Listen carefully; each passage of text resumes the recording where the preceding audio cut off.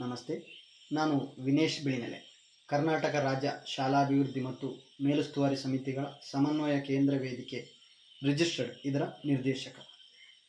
12/8/2024 ಬೆಂಗಳೂರಿನ ಫ್ರೀಡಂ ಪಾರ್ಕಿನಲ್ಲಿ ಶಿಕ್ಷಕ ಸಂಘದವರು ನಡೆಸಲಿರುವಂತಹ ಮುಷ್ಕರಕ್ಕೆ ನನ್ನ ಮತ್ತು ನನ್ನ ತಂಡದ ಸಂಪೂರ್ಣ ವಿರೋಧವಿದೆ.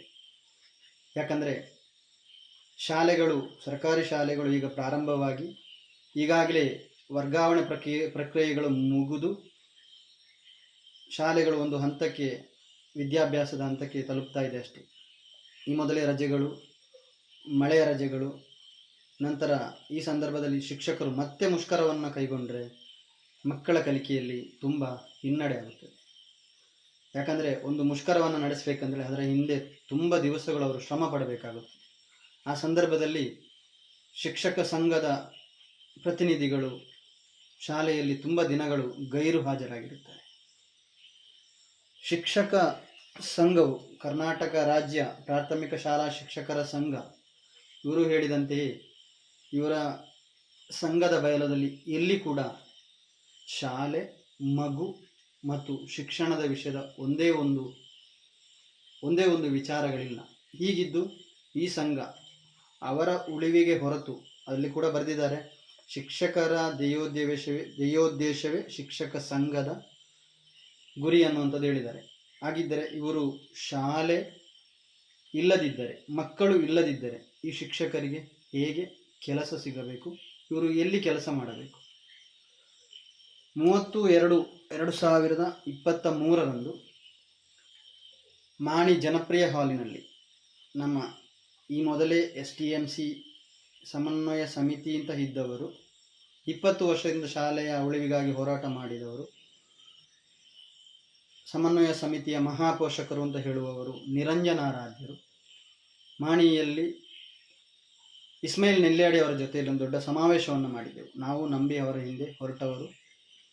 ಸಮಾವೇಶದ ಮರುದಿನ ನೌಕರರ ಸಂಘ 1/3/2023 ನೌಕರರ ಸಂಘದ ಮುಷ್ಕರವಿತ್ತು. ಆ ಸಂದರ್ಭದಲ್ಲಿ ನಿರಂಜನಾರಾಧ್ಯರು ಹೇಳಿದ ಮಾತು, ಶಿಕ್ಷಕ ಸಂಘದಿಂದಾಗಿಯೇ ಶಾಲೆಗಳು ಬೀದಿಗೆ ಇಳಿಯುವಂತಹ ಪರಿಸ್ಥಿತಿಗಳು ತಲುಪಿದೆ. ಶಾಲೆಯನ್ನು ಬೀದಿಗೆ ತಂದಿಟ್ಟವರೇ ಶಿಕ್ಷಕ ಸಂಘದವರು. ಈ ಮಾತುಗಳನ್ನು ಹೇಳಿದವರು ಕೆಲವೇ ತಿಂಗಳುಗಳ ನಂತರ ಶಿಕ್ಷಕರ ಸಂಘದ ಜೊತೆ, ಕ್ಷೇತ್ರ ಶಿಕ್ಷಣಾಧಿಕಾರಿಗಳ ಜೊತೆ ವೇದಿಕೆ ಹಂಚಿಕೊಳ್ಳುವುದನ್ನು ನಾವು ಮತ್ತೆ ನೋಡಿದ್ದೇವೆ. ತುಂಬ ಬೇಸರದ ವಿಷಯ. ಇರಲಿ. ಅದರ ನಂತರ ಮೊಯ್ದೀನ್ ಕುಟ್ಟಿ ಅವರ ಜೊತೆಯಲ್ಲಿ ನಾವೆಲ್ಲರೂ ಸೇರಿ ಒಂದು ರಿಜಿಸ್ಟರ್ಡ್ ಸಂಸ್ಥೆಯನ್ನು ಕಟ್ಟಿ, ತದನಂತರ ಸರ್ಕಾರಿ ಶಾಲೆಯ ಉಳಿವಿನಲ್ಲಿ ಹಲವಾರು ಪ್ರಯತ್ನಗಳನ್ನು ಮಾಡುತ್ತಾ ಬಂದೆವು. ಶಿಕ್ಷಕರೇ, ನೀವೊಂದು ಗಮನವಿಟ್ಟು ಕೇಳಬೇಕು. ನಿಮ್ಮಲ್ಲಿ ನೀವೀಗ ಹೋರಾಟ ಮಾಡುತ್ತಿರುವಂಥದ್ದು ನಿಮಗೆ GPTಗಳಾಗಿ, ಅಲ್ಲಂದರೆ ಹುದ್ದೆಯಲ್ಲಿ ಬಡ್ತಿ ಬೇಕು ಅಂತ. ನಿಮ್ಮಲ್ಲಿ ಅರ್ಹತೆ ಇದ್ದರೆ ನೀವು ಸರ್ಕಾರಕ್ಕೆ ತಿಳಿಸಿ, ನಾವು ಎಕ್ಸಾಮ್ ಬರೆದು ಅರ್ಹತೆಯನ್ನು ಗಿಟ್ಟಿಸಿಕೊಳ್ಳುತ್ತೇವೆ ಅಂತ.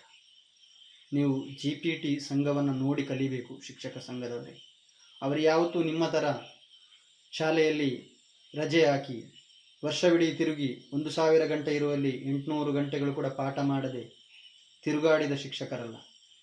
ಅವರು ಸಂಘವನ್ನು ಕಟ್ಟಿಕೊಂಡು ಶಾಲೆಯ ಉಳಿವಿನಲ್ಲಿ ಮಕ್ಕಳ ಸರ್ವತೋಮುಖ ಬೆಳವಣಿಗೆಯಲ್ಲಿ ಪ್ರಯತ್ನವನ್ನು ಕೂಡ ಮಾಡಿಕೊಂಡು ಅವರ ಸಂಘ ಕಟ್ಟಿಕೊಂಡು ಶಾಲೆಯ ಸರ್ಕಾರದ ಗಮನ ಸೆಳೆದು, ಸರ್ಕಾರದಿಂದ ಶಾಲೆಗೆ ಆಗುವಂತಹ ತೊಂದರೆಗಳು, ಇಲ್ಲದಿದ್ದಲ್ಲಿ ಶಾಲೆಗೆ ಬೇಕಾದಂತಹ ಶಾಲೆಯ ಸಮಸ್ಯೆಗಳನ್ನು ಸರ್ಕಾರಕ್ಕೆ ಗಮನ ತರುವಂತಹ ಕೆಲಸಗಳನ್ನು ಮಾಡುತ್ತಿದ್ದಾರೆ. ನೀವೇನು ಮಾಡುತ್ತಿದ್ದೀರಿ? ನೀವು ನಿಮ್ಮ ವೈಯಕ್ತಿಕ ವಿಷಯವನ್ನು ಬಿಟ್ಟು, ಒಂದು ಬಾರಿ ನಿಮ್ಮ ಅವಧಿಯಲ್ಲಿಯೇ ಎಷ್ಟೋ ಸರ್ಕಾರಿ ಶಾಲೆಗಳು ಮುಚ್ಚಿ ಹೋಗಿದೆ. ಹಾಗಿದ್ದಲ್ಲಿ ಸಂಘ ಕಟ್ಟಿಕೊಂಡವರು, ಶಿಕ್ಷಕ ಸಂಘ ಕಟ್ಟಿಕೊಂಡವರು ಯಾಕೆ ಸರ್ಕಾರಿ ಶಾಲೆ ಉಳಿವಿನಲ್ಲಿ ಪ್ರಯತ್ನ ಮಾಡಬಾರದು? ನೀವು ಪ್ರತಿನಿಧಿಸುವಂತಹ ಶಾಲೆಯ ಸಂಘದವರು ಪ್ರತಿನಿಧಿಸುವಂತಹ ಶಾಲೆಯ ಪಕ್ಕದಲ್ಲಿರುವ ಶಾಲೆಗಳೇ ಮುಚ್ಚಿ ಹೋಗುತ್ತಿವೆ. ಪಂಚಾಯತಿನವರು ಇದನ್ನು ಗಮನವಿಟ್ಟು ಕೇಳಬೇಕು. ಹಿರಿಯರು ಕಟ್ಟಿದಂತಹ ಶಾಲೆ, ಆ ಭಾಗದಲ್ಲಿ ಪಂಚಾಯತ್ ಪ್ರತಿನಿಧಿಯಾಗಿ ನಿಮಗೆ ಪ್ರತಿನಿಧಿಸುವಂಥ ಒಂದು ಭಾಗ್ಯವನ್ನು ಆ ಊರಿನ ಜನತೆಗಳು ನಿಮಗೆ ಮಾಡಿಕೊಟ್ಟಿದ್ದಾರೆ. ನಿಮ್ಮ ಅವಧಿಯಲ್ಲಿ ಈ ಮೊದಲು ಯಾವುದಾದ್ರೂ ಭಾಗದಲ್ಲಿ ಯಾವುದೇ ಜನಪ್ರತಿನಿಧಿಗಳಿರಲಿ, ನಿಮ್ಮ ಭಾಗದಲ್ಲಿ ಸರ್ಕಾರಿ ಶಾಲೆಗಳು ಮುಚ್ಚಿ ಹೋಗಿದ್ದೇವೆ ಅಂದರೆ ಅದಕ್ಕಿಂತ ದೊಡ್ಡ ದರಿದ್ರ ಬೇರೆ ಇಲ್ಲ. ನೀವು ಹಾಗೆ ಇದ್ದು ಆ ಸರ್ಕಾರಿ ಶಾಲೆ ಮುಚ್ಚಿದಲ್ಲಿ ನೀವು ಸತ್ತು ಬದುಕಿದಂತೆ.